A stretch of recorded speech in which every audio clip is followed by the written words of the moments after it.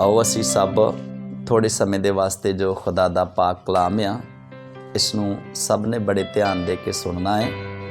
तो असी खुदा दे वचन चों पढ़ांगे, फिर समझांगे, फिर असी थोड़ा समा समझ के असी दुआ करांगे। तो असी पढ़ते हाँ खुदा दे पाक वचन दे विचों कहावतां दी किताब और उसका 6वां अध्याय उहदी 6वीं ऐत तो लैके कुछ ऐतां पढ़ांगे, फिर असी खुदा दा वचन बड़े ध्यान नाल समझांगे। पढ़िए।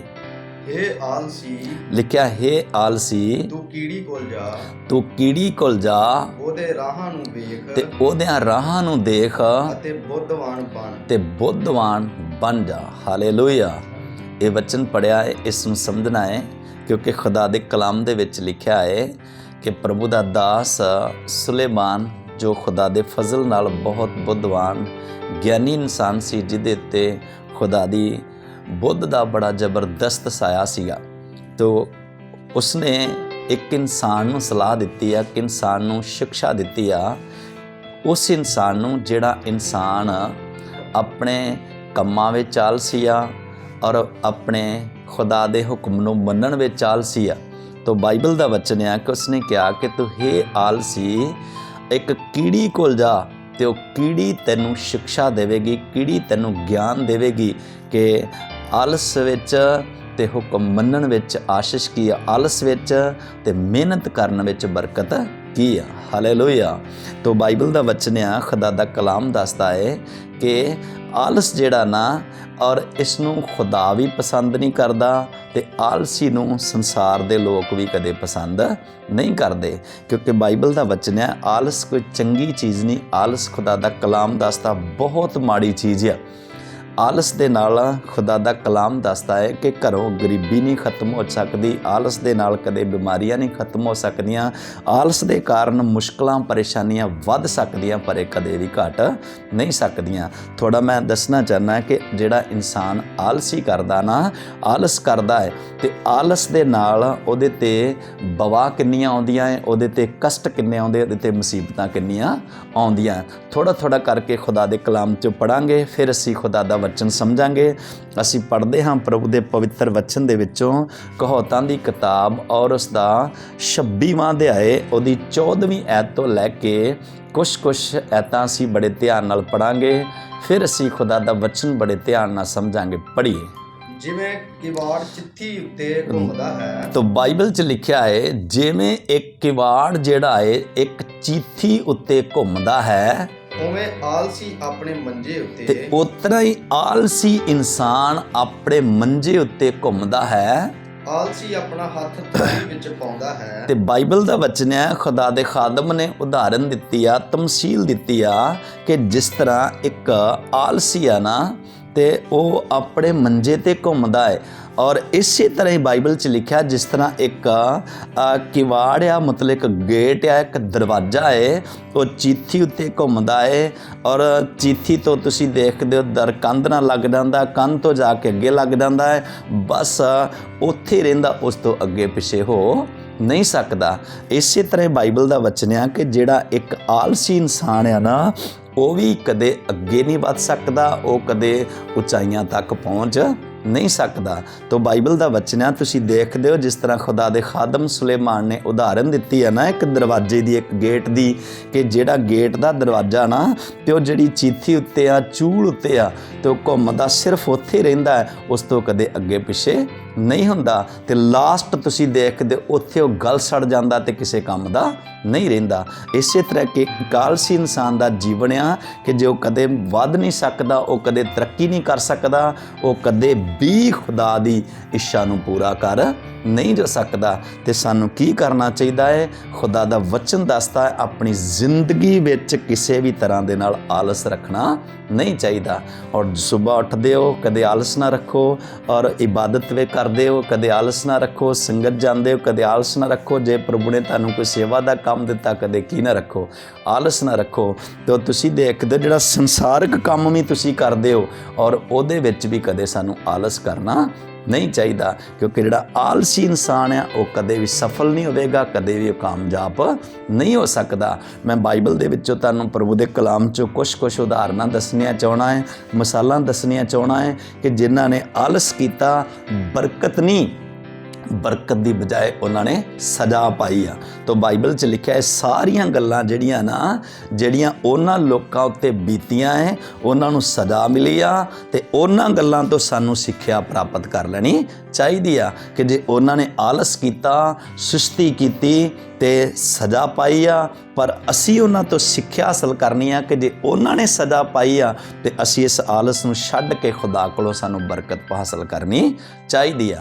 ਤਾਂ ਅਸੀਂ ਪੜ੍ਹਦੇ ਹਾਂ ਖੁਦਾ ਦੇ ਵਚਨ 'ਚੋਂ, ਫਿਰ ਅਸੀਂ ਸਮਝਾਂਗੇ ਉਤਪਤੀ ਦੀ ਕਿਤਾਬ ਔਰ ਉਸ ਦਾ 19ਵਾਂ ਅਧਿਆਏ ਉਹਦੀ 19ਵਾਂ ਅਧਿਆਏ ਉਹਦੀ 18 ਐਤ ਤੋਂ ਕੁਛ ਆਇਤਾਂ ਪੜ੍ਹਾਂਗੇ। ਇੱਥੇ ਸ਼ਖਸ ਦਾ ਜ਼ਿਕਰ ਹੈ ਜਿਹਦਾ ਨਾਮ ਬਾਈਬਲ 'ਚ ਲਿਖਿਆ ਯਾਕੂਬ, ਔਰ ਖੁਦਾ ਦੇ ਕਲਾਮ 'ਚ ਲਿਖਿਆ ਜਿਹਦਾ ਨਾਮ ਲੂਤ ਕਰਕੇ ਆ। ਖੁਦਾ ਦਾ ਕਲਾਮ ਦੱਸਦਾ ਹੈ ਕਿ ਇਹ ਖੁਦਾ ਦਾ ਵਚਨ ਦੱਸਦਾ ਹੈ ਕਿ ਖੁਦਾ ਕਦੇ ਵੀ ਔਰ ਧਰਮੀਆਂ ਨੂੰ ਕੁਧਰਮੀਆਂ ਨਾਲ ਕਦੇ ਨਾਸ਼ ਨਹੀਂ ਕਰਦਾ, ਸਗੋਂ ਬਾਈਬਲ ਦਾ ਵਚਨ ਹੈ ਕਿ ਸਗੋਂ ਧਰਮੀਆਂ ਦੇ ਕਾਰਨ ਕੁਧਰਮੀਆਂ ਨੂੰ ਵੀ ਕੀ ਕਰ ਲੈਂਦਾ, ਬਚਾ ਲੈਂਦਾ ਹੈ।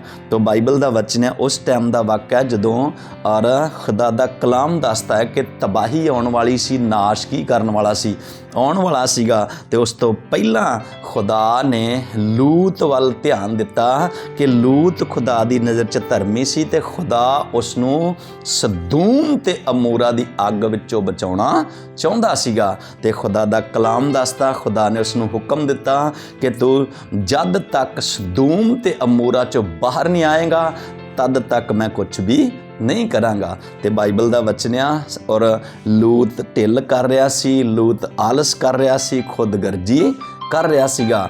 ਤੇ ਬਾਈਬਲ ਦਾ ਵਚਨ ਆ ਖੁਦਾ ਦੇ ਦੂਤਾਂ ਨੇ ਉਹਦੇ ਪਰਿਵਾਰ ਦਾ ਹੱਥ ਫੜਿਆ ਤੇ ਬਾਈਬਲ ਦਾ ਵਚਨ ਹੈ ਕਿ ਉਹ ਸਦੂਮ ਦੀ ਅੱਗ ਵਿੱਚੋਂ ਕੀ ਆ ਗਿਆ, ਬਾਹਰ ਆ ਗਿਆ।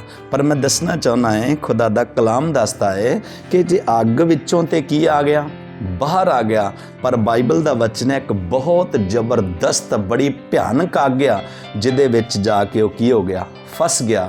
ਉਹ ਖੁਦਾ ਨੇ ਨਹੀਂ ਫਸਾਇਆ, ਔਰ ਬਾਈਬਲ 'ਚ ਲਿਖਿਆ ਖੁਦਾ ਦੇ ਰੂਹ ਨੇ ਨਹੀਂ ਫਸਾਇਆ, ਉਹ ਸਿਰਫ ਉਹਦੇ ਆਲਸ ਨੇ ਉਸ ਨੂੰ ਉਸ ਮੰਜ਼ਿਲ ਤੱਕ ਕੀ ਕਰਤਾ, ਪਹੁੰਚਾ ਦਿੱਤਾ। ਕਿਉਂਕਿ ਖੁਦਾ ਜਿਹੜਾ ਖੁਦਾ ਉਸ ਨੂੰ ਸਦੂਮ 'ਚੋਂ ਬਚਾ ਸਕਦਾ ਸੀਗਾ, ਉਹ ਉਸ ਇਸ ਭਿਆਨਕ ਅੱਗ ਤੋਂ ਵੀ ਕੀ ਕਰ ਸਕਦਾ ਸੀ, ਬਚਾ ਸਕਦਾ ਸੀਗਾ। ਪਰ ਖੁਦਾ ਨੇ ਵਕਤ ਦਿੱਤਾ, ਖੁਦਾ ਨੇ ਸਮੇਂ ਦਿੱਤਾ, ਪਰ ਉਸ ਬੰਦੇ ਨੇ ਵਕਤ ਦੀ ਕੀ ਨਹੀਂ ਕੀਤੀ, ਕਦਰ ਨਹੀਂ ਕੀਤੀ, ਸਗੋਂ ਬਾਈਬਲ 'ਚ ਲਿਖਿਆ ਆਲਸ ਕਰ ਗਿਆ। ਤੇ ਉਸ ਆਲਸ ਨੇ ਉਸ ਨੂੰ, ਬਾਈਬਲ ਦਾ ਵਚਨ ਹੈ ਕਿ ਔਰ ਐਸੀ ਅੱਗ ਵਿੱਚ ਫਸਾਇਆ ਜਿਹਦੇ 'ਚੋਂ ਨਿਕਲਣਾ ਉਹਦੇ ਲਈ ਬੜਾ ਕੀ ਸੀ, ਮੁਸ਼ਕਲ ਸੀਗਾ। ਇੱਕ ਆਇਤ ਅਸੀਂ ਪੜ੍ਹਦੇ ਹਾਂ ਫਿਰ ਅਸੀਂ ਸਮਝਾਂਗੇ। ਔਰ ਉਤਪਤੀ ਦੀ ਕਿਤਾਬ 19 ਅਧਿਆਇ ਦੀ 18 ਆਇਤ ਪੜ੍ਹੀਏ। ਪਰ ਲੂਤ ਨੇ ਉਹਨਾਂ ਨੂੰ ਆਖਿਆ, ਤੇ ਲਿਖਿਆ ਪਰ ਲੂਤ ਨੇ ਜਦੋਂ ਖੁਦਾ ਨੇ ਉਸ ਨੂੰ ਮਤਲਬ ਅੱਗ ਵਿੱਚੋਂ ਕੀ ਕੱਢਿਆ, ਬਾਹਰ ਕੱਢ ਲਿਆ, ਤੇ ਖੁਦਾ ਨੇ ਕਿਹਾ ਹੁਣ ਤੂੰ ਉਹ ਸਾਹਮਣੇ ਪਹਾੜ ਉੱਤੇ ਚੱਲ ਜਾ। ਤੇ ਵਚਨ 'ਚ ਲਿਖਿਆ ਲੂਤ ਨੇ ਆਖਿਆ, ਹੇ ਮੇਰੇ ਪ੍ਰਭੂਓ, ਹੇ ਮੇਰੇ ਪ੍ਰਭੂਓ, ਏਦਾਂ ਨਹੀਂ ਕਰਨਾ। ਵੇਖੋ ਤੁਹਾਡੇ ਦਾਸ ਉੱਤੇ ਤੁਹਾਡੀ ਕਿਰਪਾ ਦੀ ਨਿਗਾਹ ਹੋਈ ਹੈ, ਔਰ ਤੁਸੀਂ ਆਪਣੀ ਦਇਆ ਨੂੰ ਜੋ ਮੇਰੀ ਜਾਨ ਨੂੰ ਜਿਉਂਦਾ ਰੱਖਣ ਵਾਸਤੇ ਮੇਰੇ ਉੱਤੇ ਕੀਤੀ, ਵਧਾਇਆ ਹੈ। ਪਰ ਮੈਂ ਪਹਾੜ ਤੀਕ ਨਹੀਂ ਭੱਜ ਸਕਦਾ। ਤੇ ਕਹਿੰਦਾ ਮੈਂ ਪਹਾੜ ਤੱਕ ਭੱਜ ਕੇ ਜਾ ਨਹੀਂ ਸਕਦਾ, ਮਤੇ ਮੇਰੇ ਉੱਤੇ ਕੋਈ ਬੁਰਾਈ ਨਾ ਆ ਪਵੇ, ਔਰ ਮੈਂ ਮਰ ਜਾਵਾਂ। ਤੇ ਕਹਿੰਦਾ ਮੈਂ ਐਸਾ ਨਾ ਹੋਵਾਂ ਕਿਤੇ ਰਸਤੇ 'ਚ ਕੀ ਹੋ ਰਿਹਾ, ਮਰ ਜਾਵਾਂ। ਵੇਖੋ ਨਾ ਇਹ ਨਗਰ ਭੱਜਣ ਲਈ ਨੇੜੇ ਹੈ। ਤੇ ਕਹਿੰਦਾ ਦੇਖੋ ਆ ਇੱਕ ਨਗਰ ਆ, ਇਹ ਮੇਰੇ ਵਾਸਤੇ ਲੱਗ ਗਿਆ, ਤੇ ਮੈਨੂੰ ਉਸ ਨਗਰ ਵਿੱਚ ਹੀ ਕੀ ਕਰ ਲੈਣ ਦਿਓ, ਜਾ ਲੈਣ ਦਿਓ। ਪਰ ਮੈਂ ਦੱਸਣਾ ਚਾਹੁੰਦਾ, ਥੋੜ੍ਹਾ ਜਿਹਾ ਧਿਆਨ ਲਾ ਕੇ ਦੇਖੀਏ ਨਾ, ਕਿ ਲੂਤ ਕੋਈ ਬਜ਼ੁਰਗ ਨਹੀਂ ਸੀ, ਕੋਈ ਬੁੱਢਾ ਨਹੀਂ ਸੀ, ਜਾਂ ਕੋਈ ਸਰੀਰ ਦਾ ਕਮਜ਼ੋਰ ਨਹੀਂ ਸੀ, ਸਿਰਫ ਉਹਦੇ ਆਲਸ ਜ਼ਿੰਦਗੀ ਵਿੱਚ ਆ ਗਿਆ, ਨਾ ਫਰਮਾਨੀ ਉਹਦੀ ਜ਼ਿੰਦਗੀ ਦੇ ਕੀ ਆ ਗਈ, ਵਿੱਚ ਆ ਗਈ। ਖੁਦਾ ਦੇ ਵਚਨ ਨੂੰ ਪੜ੍ਹਦੇ ਆ ਨਾ, ਤੇ ਜਿਹੜਾ ਲੂਤ ਸੀ ਨਾ, ਤੇ ਅਬਰਾਹਮ ਲੂਤ ਨਾਲੋਂ ਕਿਤੇ ਵੱਡੀ ਕੀ ਸੀ, ਉਮਰ ਦਾ ਸੀਗਾ। ਤੇ ਵਚਨ 'ਚ ਲਿਖਿਆ ਖੁਦਾ ਨੇ ਉਸ ਨੂੰ ਕਿਹਾ ਸੀ ਵੀ ਕੁਰਬਾਨੀ ਚੜਾਉਣੀ ਆ 3 ਦਿਨ ਤੇ 3 ਰਾਤਾਂ ਦਾ ਸਫ਼ਰ ਕਰਕੇ, ਤੂੰ ਵੀ ਪਹਾੜ ਤੇ ਜਾ ਕੇ ਕੀ ਚੜਾਉਣੀ ਆ, ਕੁਰਬਾਨੀ ਚੜਾਉਣੀ ਆ। ਪਰ ਲਿਖਿਆ ਅਬਰਾਹਮ ਨੇ ਕੋਈ ਬਹਾਨੇਬਾਜ਼ੀ ਨਹੀਂ ਕੀਤੀ ਕਿਉਂਕਿ ਉਹਦੀ ਜ਼ਿੰਦਗੀ ਵਿੱਚ ਕੋਈ ਆਲਸ ਨਹੀਂ ਸੀਗਾ। ਤੇ ਬਾਈਬਲ ਦਾ ਵਚਨ ਆ ਇਸ ਸ਼ਖਸ ਨੇ ਵੀ ਆਲਸ ਕੀਤਾ ਕਿ ਮੈਂ ਉਸ ਮੰਜ਼ਿਲ ਤੱਕ ਕੀ ਨਹੀਂ ਕਰ ਸਕਦਾ, ਜਾ ਨਹੀਂ ਸਕਦਾ। ਪਰ ਬਾਈਬਲ 'ਚ ਲਿਖਿਆ ਖੁਦਾ ਨੇ ਫਿਰ ਉਹਦੀ ਰਜ਼ਾ ਤੇ, ਉਹਦੀ ਮਰਜ਼ੀ ਤੇ, ਉਹਦੀ ਇੱਛਾ ਤੇ ਉਹਨੂੰ ਕੀ ਕਰਤਾ, ਛੱਡ ਦਿੱਤਾ। ਜਦੋਂ ਉਹਦੀ ਇੱਛਾ ਤੇ ਛੱਡਤਾ ਤੇ ਫਿਰ ਬਾਈਬਲ 'ਚ ਲਿਖਿਆ ਹੈ ਉਹਦਾ ਰਿਜ਼ਲਟ ਠੀਕ ਨਹੀਂ ਨਿਕਲਿਆ, ਉਹਦਾ ਰਿਜ਼ਲਟ ਬਹੁਤ ਹੀ ਕੀ ਨਿਕਲਿਆ, ਗਲਤ ਨਿਕਲਿਆ। ਤਾਂ ਮੈਂ ਦੱਸਣਾ ਚਾਹੁੰਦਾ ਪ੍ਰਭੂ ਦੇ ਵਚਨ 'ਚ ਇੱਕ ਐਤ ਪੜਾਂਗੇ, ਇਸੇ ਅਧਿਆਇ ਦੀ 35 ਐਤ ਨੂੰ ਬੜੇ ਧਿਆਨ ਨਾਲ ਪੜਾਂਗੇ। ਫਿਰ ਵਚਨ 'ਚ ਲਿਖਿਆ ਆਪਣੀ ਮਰਜ਼ੀ ਨਾਲ ਜਦੋਂ ਉੱਥੇ ਚਲੇ ਗਿਆ ਨਾ, ਤੇ ਵਚਨ 'ਚ ਲਿਖਿਆ ਇਸ ਨੂੰ ਉਸ ਅੱਗ ਵਿੱਚ ਔਰ ਨਾਸ਼ ਹੋਣਾ ਪਿਆ, ਜਾਣਾ ਪਿਆ, ਪੈਣਾ ਪਿਆ। ਔਰ ਵਚਨ 'ਚ ਲਿਖਿਆ ਜਿਹੜੀ ਅੱਗ ਸਦੂਮ ਤੇ ਅਮੋਰਾ ਦੀ ਅੱਗ ਜਿਹੜੀ ਸੀ ਉਹਦੇ ਨਾਲੋਂ ਭਿਆਨਕ ਸੀਗੀ, ਉਹਦੇ ਵਿੱਚ ਇਹਨੂੰ ਕੀ ਕਰਨਾ ਪਿਆ, ਸੜਨਾ ਪਿਆ। ਤਾਂ ਬਾਈਬਲ 'ਚ ਲਿਖਿਆ ਉੱਥੇ ਜਾ ਕੇ ਤੇ ਇਹਦੀਆਂ ਸਿਰਫ 2 ਬੇਟੀਆਂ ਸੀ ਤੇ ਤੀਸਰਾ ਕੀ ਸੀ, ਆਪ ਸੀਗਾ। ਤੇ ਵਚਨ ਦਾ ਫੈਸਲਾ ਹੈ ਔਰ ਉਸ ਟਾਈਮ ਉਹਦੀਆਂ ਬੇਟੀਆਂ ਨੇ ਸਲਾਹ ਕੀਤੀ ਕਿ ਅਸੀਂ ਆਪਣੀ ਪਿਓ ਦੀ ਅੰਸ਼ ਨੂੰ ਕੀ ਰੱਖੀਏ, ਜ਼ਿੰਦਾ ਰੱਖੀਏ। ਤੇ ਵਚਨ 'ਚ ਲਿਖਿਆ ਹੈ ਵੱਡੀ ਬੇਟੀ ਕਹਿੰਦੀ ਆ ਅੱਜ ਉੱਠ ਕੇ ਮੈਂ ਪਿਤਾ ਦੇ ਸੰਗ ਲੇਟਾਂਗੀ, ਕੱਲ ਤੂੰ ਸੰਗ ਲੇਟੇਂਗੀ। ਤੇ ਵਚਨ ਦਾ ਫੈਸਲਾ ਇਹ ਉਹਨਾਂ ਦੇ ਗੱਲਾਂ ਕੀ ਆ ਗਈਆਂ, ਮਨ ਵਿੱਚ ਆ ਗਈਆਂ। ਪੜ੍ਹੀਏ ਖੁਦਾ ਦਾ ਵਚਨ ਫਿਰ ਅਸੀਂ ਸਮਝਾਂਗੇ, ਪੜ੍ਹੋ। ਹਾਂ, ਤਾਂ ਉਹਨਾਂ ਨੇ ਉਸ ਰਾਤ ਵੀ, ਤੇ ਲਿਖਿਆ ਉਹਨਾਂ ਬੇਟੀਆਂ ਨੇ ਉਸ ਰਾਤ ਵੀ ਆਪਣੇ ਪਿਤਾ ਨੂੰ ਮੱਧ ਤੇ ਪਿਲਾਈ, ਆਪਣੇ ਪਿਓ ਨੂੰ ਮੱਧ ਪਿਲਾਈ। ਤੇ ਛੋਟੀ ਉੱਠ ਕੇ ਆਪਣੇ ਪਿਤਾ ਦੇ ਸੰਗ ਲੇਟੀ। ਤੇ ਲਿਖਿਆ ਪਹਿਲਾਂ ਵੱਡੀ ਲੇਟੀ ਤੇ ਉਸ ਤੋਂ ਬਾਅਦ ਚ ਛੋਟੀ ਆਪਣੇ ਪਿਓ ਦੇ ਸੰਗ ਲੇਟੀ। ਪਰ ਉਹ ਨੇ ਉਸ ਦਾ ਲੇਟਣ ਉੱਠਣ ਨਹੀਂ ਸੀ। ਤੇ ਲਿਖਿਆ ਉਹਨਾਂ ਉਸ ਲੂਤ ਨੇ ਉਹਨਾਂ ਬੇਟੀਆਂ ਦਾ ਆਪਣੇ ਨਾਲ ਲੇਟਣਾ ਤੇ ਉੱਠਣਾ ਨਹੀਂ ਸੀ ਜਾਣਿਆ। ਸੋ ਲੂਤ ਦੀਆਂ ਦੋਵੇਂ ਧੀਆਂ ਆਪਣੇ ਪਿਤਾ ਤੋਂ ਗਰਭਣੀਆਂ ਹੋਈਆਂ। ਤੇ ਲਿਖਿਆ ਲੂਤ ਦੀਆਂ ਦੋਨੋਂ ਬੇਟੀਆਂ ਆਪਣੇ ਪਿਓ ਤੋਂ ਗਰਭਵਤ ਹੋਈਆਂ, ਫਲਦਾਰ ਬਣੀਆਂ। ਪਰ ਮੈਂ ਦੱਸਣਾ ਚਾਹੁੰਦਾ ਹੈ ਹੁਣ ਤੁਸੀਂ ਦੇਖਦੇ ਹੋ ਇਹ ਕਿੱਡੀ ਭਿਆਨਕ ਅੱਗ ਵਿੱਚ ਪੈ ਗਿਆ। ਇਸ ਸ਼ਖਸ ਨੂੰ ਉਹ ਕੰਮ ਕਰਨਾ ਪਿਆ ਜਿਹੜਾ ਕੰਮ ਕਰਨਾ ਯੋਗ ਨਹੀਂ ਸੀਗਾ। ਇਹਦੀਆਂ ਬੇਟੀਆਂ ਨੂੰ ਉਹ ਰਸਤਾ ਚੁਣਨਾ ਪਿਆ ਜਿਹੜਾ ਚੁਣਨਾ ਯੋਗ ਨਹੀਂ ਸੀਗਾ। ਇਹਨੂੰ ਉਹ ਕੰਮ ਕਰਨਾ ਪਿਆ ਆਪਣੀਆਂ ਬੇਟੀਆਂ ਨਾਲ ਜਿਹੜਾ ਕਰਨਾ ਯੋਗ ਨਹੀਂ ਸੀਗਾ। ਸਿਰਫ ਇਹਦਾ ਕਾਰਨ ਕੀ ਆ ਕਿ ਇਹਨੇ ਖੁਦਾ ਦਾ ਕਲਾਮ ਮੰਨਣ 'ਚ, ਖੁਦਾ ਦਾ ਹੁਕਮ ਮੰਨਣ 'ਚ, ਦੂਤ ਦੀ ਆਗਿਆ ਮੰਨਣ 'ਚ ਕੀ ਕੀਤਾ, ਆਲਸ ਕੀਤਾ। ਤੇ ਉਸ ਆਲਸ ਦੇ ਕਾਰਨ ਅੱਜ ਲੂਤ ਤੇ ਲੂਤ ਦੀਆਂ ਬੇਟੀਆਂ ਜਿਹੜੀਆਂ ਹੈ ਔਰ ਵਿਭਚਾਰ ਦੀ ਅੱਗ ਵਿੱਚ ਕੀ ਕਰਨੀਆਂ, ਸੜ ਰਹੀਆਂ। ਤੇ ਬਾਈਬਲ 'ਚ ਲਿਖਿਆ ਇੰਨਾ ਕੀ ਨਹੀਂ, ਖੁਦਾ ਦਾ ਕਲਾਮ ਪੜੋਗੇ ਧਿਆਨ ਨਾਲ ਤੇ ਘੱਟ ਤੋਂ ਘੱਟ 10 ਪੀੜ੍ਹੀਆਂ ਤੱਕ ਔਰ ਇਸ ਆਲਸ ਨੇ ਇਹਨੂੰ ਧਰਮੀਆਂ ਦੀ ਗਿਣਤੀ 'ਚੋਂ ਕੀ ਕੱਢਤਾ, ਬਾਹਰ ਕੱਢਤਾ। ਇਹਦੀ ਇਸ ਸੁਸਤੀ ਨੇ ਔਰ 10 ਪੀੜ੍ਹੀਆਂ ਤੱਕ ਇਸ ਨੂੰ ਕੀ ਕੱਢਤਾ, ਬਾਹਰ ਕੱਢ ਦਿੱਤਾ। ਉਹ ਬਾਈਬਲ ਸਾਨੂੰ ਸਿਖਾਉਂਦੀ ਆ ਕਿ ਸਾਨੂੰ ਕੀ ਕਰਨਾ ਚਾਹੀਦਾ, ਆਪਣੀ ਜ਼ਿੰਦਗੀ ਦੇ ਵਿੱਚ ਆਲਸ ਕਰਨਾ ਨਹੀਂ ਚਾਹੀਦਾ। ਆਲਸ ਬੜੀ ਮਾੜੀ ਚੀਜ਼ ਆ। ਭਾਵੇਂ ਕੋਈ ਨਬੀ ਆਲਸ ਕਰਦਾ ਹੈ ਉਹ ਵੀ ਸਜ਼ਾ ਪਾਉਂਦਾ ਹੈ, ਕੋਈ ਬਾਈਬਲ ਦਾ ਵਚਨ ਆ ਕਿ ਯਾਰ ਪਾਸਟਰ ਆਲਸ ਕਰੇਗਾ ਉਹ ਵੀ ਸਜ਼ਾ ਪਾਏਗਾ, ਔਰ ਵਚਨ ਦਾ ਫੈਸਲਾ ਕੋਈ ਵਿਸ਼ਵਾਸੀ ਆਲਸ ਕਰੇਗਾ ਉਹ ਵੀ ਸਜ਼ਾ ਕੀ ਕਰੇਗਾ, ਪਾਏਗਾ। ਪਰ ਸਾਨੂੰ ਕੀ ਕਰਨਾ ਚਾਹੀਦਾ ਹੈ ਔਰ ਖੁਦਾ ਦਾ ਕਲਾਮ ਦੱਸਦਾ ਹੈ ਇਸ ਆਲਸ ਦੇ ਸਰਾਪ ਤੋਂ ਬਚਣਾ ਚਾਹੀਦਾ ਹੈ, ਕਿਉਂਕਿ ਆਲਸ ਦਾ ਸਰਾਪ ਬੜਾ ਕੀ ਆ, ਭੈੜਾ ਸਰਾਪ ਆ।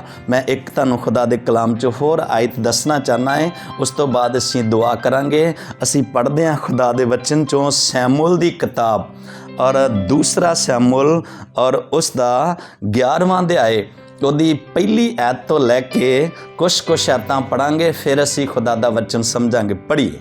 ਜਾਂ ਆਉਂਦੇ ਵਰੇ ਦੇ ਉਹ ਦਿਨ ਆ ਗਏ, ਲਿਖਿਆ ਜਦੋਂ ਆਉਂਦੇ ਵਰੇ ਦੇ ਉਹ ਦਿਨ ਆ ਗਏ ਜਿਹਦੇ ਵਿੱਚ ਬਾਦਸ਼ਾਹ ਲੋਕ ਲੜਾਈਆਂ ਤੇ ਜਿਹਦੇ ਵਿੱਚ ਬਾਦਸ਼ਾਹ ਲੋਕ ਜਿਹੜੇ ਸੀ ਉਹ ਜੰਗ ਕਰਨ ਵਾਸਤੇ, ਲੜਾਈ ਕਰਨ ਵਾਸਤੇ ਚੜ੍ਹਦੇ ਹਨ। ਤਾਂ ਦਾਊਦ ਨੇ ਯੋਆਬ ਤੇ ਦਾਊਦ ਨੇ ਯੋਆਬ ਅਤੇ ਉਹਦੇ ਨਾਲ ਆਪਣੇ ਟਹਿਲੂਆਂ ਅਤੇ ਸਾਰੇ ਇਜ਼ਰਾਈਲ ਨੂੰ ਤੇ ਘੱਲਿਆ। ਆਪਣੇ ਟਹਿਲੂਆਂ ਨੂੰ ਵੀ ਘੱਲਤਾ ਤੇ ਆ ਸਾਰੇ ਇਸਰਾਇਲ ਨੂੰ ਵੀ ਯੁੱਧ ਕਰਨ ਵਾਸਤੇ ਕੀ ਕਰ ਦਿੱਤਾ? ਘੱਲ ਦਿੱਤਾ। ਅਤੇ ਉਹਨਾਂ ਨੇ ਅਮੋਨੀਆ ਨੂੰ ਤਬਾਹ ਕਰ ਤੇ ਲਿਖਿਆ ਉਹਨਾਂ ਨੇ ਜਾ ਕੇ ਅਮੋਨੀਆ ਨੂੰ ਕੀ ਕਰ ਦਿੱਤਾ? ਤਬਾਹ ਕਰ ਦਿੱਤਾ। ਅਤੇ ਰਬਾ ਨੂੰ ਘੇਰਾ ਜਾ ਪਾਇਆ। ਤੇ ਲਿਖਿਆ ਰੱਬਾ ਨੂੰ ਜਾ ਕੇ ਕੀ ਪਾ ਲਿਆ? ਘੇਰਾ ਪਾ ਲਿਆ। ਪਰ ਦਾਊਦ ਯਰੂਸ਼ਲਮ ਵਿੱਚ ਹੀ ਰਿਹਾ। ਪਰ ਲਿਖਿਆ ਦਾਊਦ ਯਰੂਸ਼ਲਮ ਦੇ ਕੀ ਰਿਹਾ? ਵਿੱਚ ਹੀ ਰਿਹਾ। ਮੈਂ ਥੋੜਾ ਦੱਸਣਾ ਚਾਹਨਾ ਹੈ ਕਿ ਦਾਊਦ ਜਿਹੜਾ ਸੀ ਉਸ ਟਾਈਮ ਦਾ ਰਾਜਾ ਸੀਗਾ। ਦਾਊਦ ਰਾਜਾ ਨਹੀਂ ਸੀ ਇਕੱਲਾ, ਲਿਖਿਆ ਦਾਊਦ ਨਬੀ ਵੀ ਸੀਗਾ, ਨਾ ਨਬੀ ਵੀ ਨਹੀਂ ਸੀਗਾ। ਔਰ ਲਿਖਿਆ ਦਾਊਦ ਖੁਦਾ ਦੀ ਮਨਪਸੰਦ ਦਾ, ਤੇ ਦਾਊਦ ਇੱਕ ਚੁਣਿਆ ਹੋਇਆ ਕੀ ਸੀਗਾ? ਇਨਸਾਨ ਸੀਗਾ। ਪਰ ਮੈਂ ਥੋੜਾ ਦੱਸਣਾ ਚਾਹਨਾ ਖੁਦਾ ਦੇ ਵਚਨ ਚੋਂ, ਔਰ ਲਿਖਿਆ ਇਹ ਉਹ ਸਮੇਂ ਸੀ, ਉਹ ਵਕਤ ਸੀ ਜਦੋਂ ਰਾਜਾ ਲੋਕ ਆਪਣੀਆਂ ਫੌਜਾਂ ਲੈ ਕੇ ਜੰਗ ਮਾਰਨ ਵਾਸਤੇ ਕੀ ਕਰਦੇ ਸੀ? ਚੜ੍ਹਦੇ ਸੀ।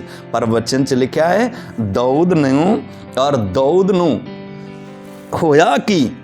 ਵਚਨ 'ਚ ਲਿਖਿਆ ਹੈ ਕਿ ਇਸ ਨੇ ਆਪਣੇ ਸੈਨਾਪਤੀ ਵੀ ਯੁੱਧ 'ਚ ਘੱਲਤੇ, ਸਿਪਾਹੀ ਵੀ ਯੁੱਧ 'ਚ ਘੱਲਤੇ, ਪੂਰਾ ਇਸਰਾਇਲ ਵੀ ਯੁੱਧ 'ਚ ਕੀ ਕਰਤਾ? ਕਰ ਦਿੱਤਾ। ਪਰ ਲਿਖਿਆ ਆਪ ਯੁੱਧ 'ਚ ਨਹੀਂ ਰਿਹਾ, ਆਪ ਆਪਣੇ ਕੀ ਰਿਹਾ? ਘਰੇ ਹੀ ਰਿਹਾ। ਆਪ ਆਪਣੇ ਘਰੇ ਹੀ ਰਿਹਾ। ਯਰੂਸ਼ਲਮ 'ਚੋਂ ਕੀ ਨਹੀਂ ਹੋਇਆ? ਬਾਹਰ ਨਹੀਂ ਰਿਹਾ।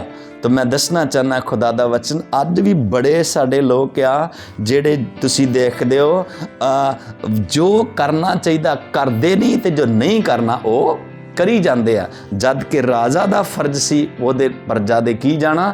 ਨਾਲ ਜਾਣਾ। ਪਰ ਲਿਖਿਆ ਦਾਊਦ ਕੀ ਰਿਹਾ? ਆਪਣੇ ਕਰ ਰਿਹਾ। ਤੇ ਘਰ ਰਹਿਣ ਦਾ ਰਿਜ਼ਲਟ ਕੀ? ਅੱਗੇ ਪੜਾਂਗੇ, ਫਿਰ ਅਸੀਂ ਸਮਝਾਂਗੇ। ਪੜ੍ਹੀਏ। ਇੱਕ ਦਿਨ ਸੰਧਿਆ ਵੇਲੇ ਅਜਿਹਾ ਹੋਇਆ, ਤੇ ਲਿਖਿਆ ਫਿਰ ਸੰਧਿਆ ਦੇ ਵਕਤ ਇਦਾਂ ਕਰਕੇ ਹੋਇਆ, ਜੋ ਦਾਊਦ ਆਪਣੇ ਮੰਜੇ ਉੱਤੋਂ ਉੱਠ ਕੇ, ਤੇ ਲਿਖਿਆ ਦਾਊਦ ਆਪਣੇ ਕਿੱਥੇ ਪਿਆ ਸੀ? ਮੰਜੇ ਤੇ। ਇਸਰਾਇਲ ਯੁੱਧ ਦੇ ਮੈਦਾਨ 'ਚ ਆ। ਇਸਰਾਇਲ ਕਿੱਥੇ ਆ? ਯੁੱਧ ਦੇ ਮੈਦਾਨ 'ਚ ਆ। ਫੌਜਾਂ ਸਾਰੀਆਂ ਯੁੱਧ ਦੇ ਮੈਦਾਨ 'ਚ ਆ। ਤੇ ਲਿਖਿਆ ਹੈ ਰਾਜਾ ਹੋ ਕੇ ਤੇ ਆਪਣੇ ਮਹਿਲ 'ਚ ਮੰਜੇ ਤੇ ਲੇਟਣ ਡਿਆ। ਜਦ ਕਿ ਫੌਜਾਂ ਕਿੱਥੇ ਨੇ? ਯੁੱਧ ਦੇ ਮੈਦਾਨ ਵਿੱਚ ਆ। ਜੰਗ ਚੱਲ ਰਹੀ ਹੈ, ਯੁੱਧ ਚੱਲ ਰਹੀ ਹੈ, ਲੜਾਈ ਚੱਲ ਰਹੀ ਆ। ਪਰ ਦਾਊਦ ਬਾਦਸ਼ਾਹ ਜਿਹੜਾ ਸੀਗਾ, ਇਹ ਲਿਖਿਆ ਆਪਣੇ ਕੀ ਪਿਆ? ਮੰਜੇ ਤੇ ਪਿਆ। ਜਦ ਕਿ ਇਹ ਗੱਲ ਫੱਬਦੀ ਨਹੀਂ ਹੈਗੀ। ਹੁਣ ਤੁਸੀਂ ਦੇਖਦੇ ਹੋ ਬੱਚੇ ਹੁਣ ਸਾਡੇ ਆ, ਔਰ ਉਹ ਯੁੱਧ ਵਿੱਚ ਹੋਣ, ਮੈਦਾਨ ਵਿੱਚ ਹੋਣ, ਤੇ ਮਾਂ ਮੰਜੇ ਤੇ ਕਵੇ, ਤੇ ਉਹਨੂੰ ਮਾਂ ਨੂੰ ਕਦੇ ਵੀ ਚੈਨ ਆ ਨਹੀਂ ਸਕਦਾ।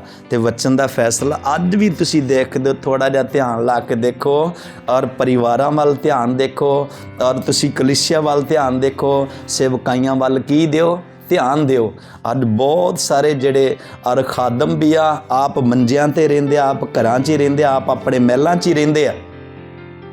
ਤੇ ਤੁਸੀਂ ਦੇਖਦੇ ਹੋ, ਔਰ ਦੂਸਰਿਆਂ ਨੂੰ ਜੰਗ ਵਾਸਤੇ ਕੀ ਕਰ ਛੱਡਦੇ ਆ? ਤੋਰ ਛੱਡਦੇ ਆ। ਪਰ ਬਾਈਬਲ ਦਾ ਵਚਨ ਆ, ਖੁਦਾ ਦਾ ਕਲਾਮ ਪੜ੍ਹ ਕੇ ਦੇਖੋ, ਯਿਸੂ ਮਸੀਹ ਨੇ ਸਾਨੂੰ ਇੱਕ ਨਮੂਨਾ ਦਿੱਤਾ ਹੈ, ਔਰ ਸਾਨੂੰ ਕੀ ਕਰਨਾ ਚਾਹੀਦਾ? ਯਿਸੂ ਮਸੀਹ ਹਰ ਜਗ੍ਹਾ ਤੇ, ਔਰ ਘਰ ਘਰ, ਪਿੰਡ ਪਿੰਡ, ਸ਼ਹਿਰ ਸ਼ਹਿਰ ਜਾ ਕੇ, ਔਰ ਗਲੀ ਗਲੀ, ਮਹੱਲੇ ਮਹੱਲੇ ਵਿੱਚ ਜਾ ਕੇ, ਔਰ ਖੁਸ਼ਖਬਰੀ ਦਾ ਲੋਕਾਂ ਨੂੰ ਕੀ ਦਿੰਦਾ ਸੀ? ਪ੍ਰਚਾਰ ਦਿੰਦਾ ਸੀਗਾ। ਪਰ ਲਿਖਿਆ ਖੁਦਾ ਦਾ ਕਲਾਮ ਦੱਸਦਾ ਹੈ, ਜਿਸ ਤਰ੍ਹਾਂ ਔਰ ਉਹਨਾਂ ਦੀ ਲੜਾਈ ਸੀ, ਇਸ ਤਰ੍ਹਾਂ ਸਾਡੀ ਵੀ ਪ੍ਰਭੂ ਦੀ ਕਲਾਮ ਦਾ ਫੈਸਲਾ ਹੈ ਕਿ ਸਾਡੀ ਵੀ ਉਸ ਦੁਸ਼ਟ ਨਾਲ, ਕਲਯੁੱਗ ਨਾਲ, ਸ਼ੈਤਾਨ ਨਾਲ, ਦੁਸ਼ਟ ਆਤਮਾ ਨਾਲ ਸਾਡੀ ਦਿਨ ਰਾਤ ਕੀ ਚੱਲਦੀ ਆ? ਲੜਾਈ ਚੱਲਦੀ ਆ। ਤੇ ਇਹਦੇ ਵਿੱਚ ਸਾਨੂੰ ਕਦੇ ਸੁਸਤੀ, ਲਾਪਰਵਾਹੀ, ਆਲਸ ਕਰਨਾ ਨਹੀਂ ਚਾਹੀਦਾ। ਮੈਂ ਦੱਸਣਾ ਚਾਹੁੰਦਾ ਹੈ ਫਿਰ ਹੋਇਆ ਰਿਜ਼ਲਟ ਕੀ ਨਿਕਲਿਆ। ਲਿਖਿਆ ਦਾਊਦ ਆਪਣੇ ਮੰਜੇ ਤੇ ਘਰ ਵਿੱਚ ਪਿਆ ਸੀ, ਤੇ ਸੰਧਿਆ ਦੇ ਵਕਤ, ਸ਼ਾਮ ਦੇ ਵਕਤ ਇਦਾਂ ਕਰਕੇ ਹੋਇਆ, ਦਾਊਦ ਆਪਣੇ ਮੰਜੇ ਤੋਂ ਉੱਠ ਕੇ, ਤੇ ਦਾਊਦ ਆਪਣੇ ਮੰਜੇ ਤੋਂ ਉੱਠ ਕੇ ਸ਼ਾਹੀ ਮਹਿਲ ਦੀ ਛੱਤ ਤੇ ਸ਼ਾਹੀ ਮਹਿਲ ਦੀ ਛੱਤ ਤੇ ਘੁੰਮ ਫਿਰਿਆ ਸੀ। ਅਤੇ ਉੱਥੋਂ ਉਸਨੇ ਇੱਕ ਤੀਵੀ ਨੂੰ ਡਿਠਾ। ਤੇ ਲਿਖਿਆ ਜਦੋਂ ਆਪਣੇ ਛੱਤ ਤੇ, ਆਪਣੇ ਮਹਿਲ ਤੇ ਘੁੰਮ ਫਿਰਿਆ ਹੈ, ਤੇ ਇੱਧਰ ਉੱਧਰ ਸੱਜੇ ਖੱਬੇ ਜਦੋਂ ਧਿਆਨ ਪਿਆ, ਤੇ ਲਿਖਿਆ ਉਹਨੇ ਆਪਣੇ ਔਰ ਛੱਤ ਤੋਂ ਇੱਕ ਔਰਤ ਨੂੰ ਕੀ ਕੀਤਾ?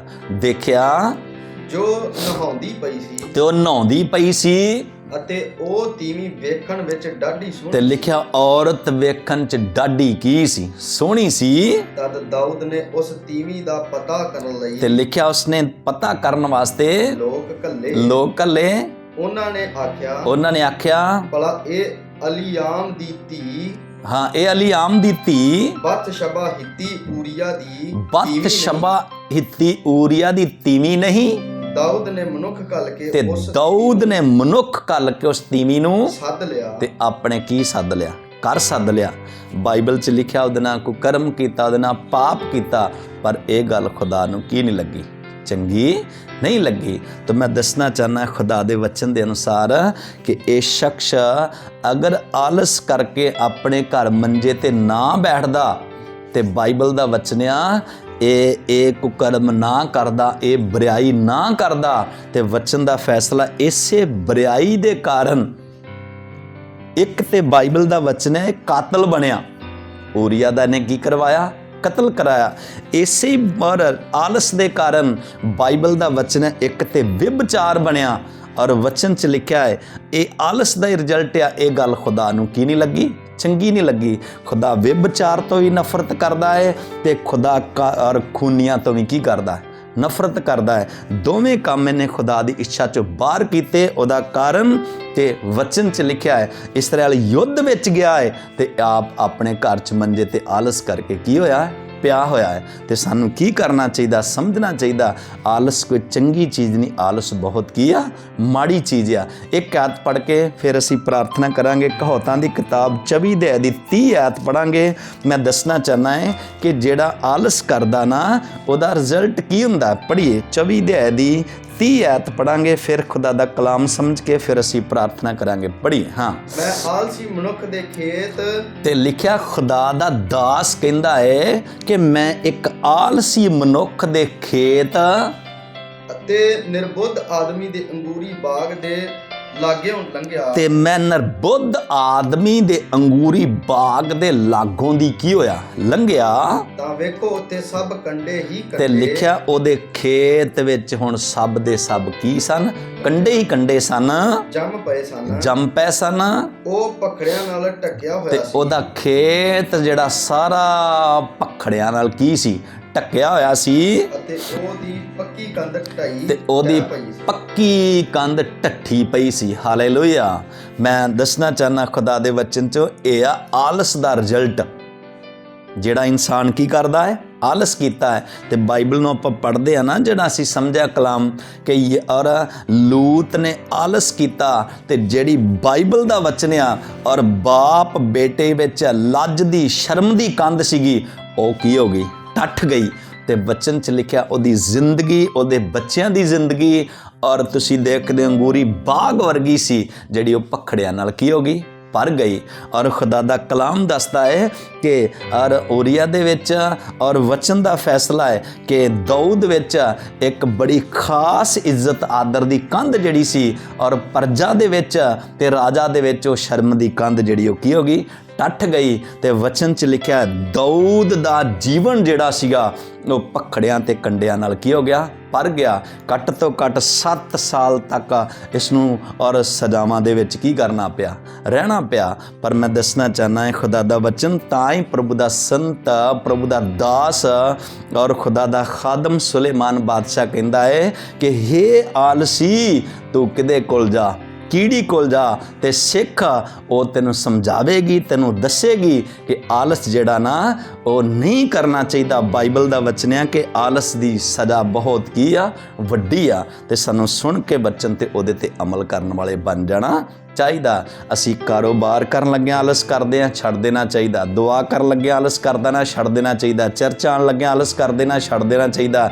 ਜੋ ਵੀ ਖੁਦਾ ਨੇ ਸੇਵਕਾਈ ਵਿੱਚ ਕੰਮ ਦਿੱਤੇ ਆ ਉਹਦੇ 'ਚ ਆਲਸ ਕਰਦੇ ਤੇ ਉਹਨਾਂ ਨੂੰ ਛੱਡ ਦੇਣਾ ਚਾਹੀਦਾ। ਤੇ ਖੁਦਾ ਵਧਾਵੇਗਾ, ਖੁਦਾ ਤਰੱਕੀਆਂ 'ਚ ਖੜੇਗਾ, ਖੁਦਾ ਸਾਨੂੰ ਕਿਸੇ ਚੀਜ਼ ਦਾ ਘਾਟਾ ਰਹਿਣਾ ਨਹੀਂ ਦੇਵੇਗਾ। ਆਓ ਅਸੀਂ ਸਾਰੇ ਅੱਖਾਂ ਬੰਦ ਕਰਕੇ ਖੁਦਾ ਦਾ ਧੰਨਵਾਦ ਕਰਾਂਗੇ। ਤਾਰੀਫ ਤਾਰੀਫ ਤਾਰੀਫ ਤੇਰਾ ਸ਼ੁਕਰ ਹੋ। ਆਮੀਨ।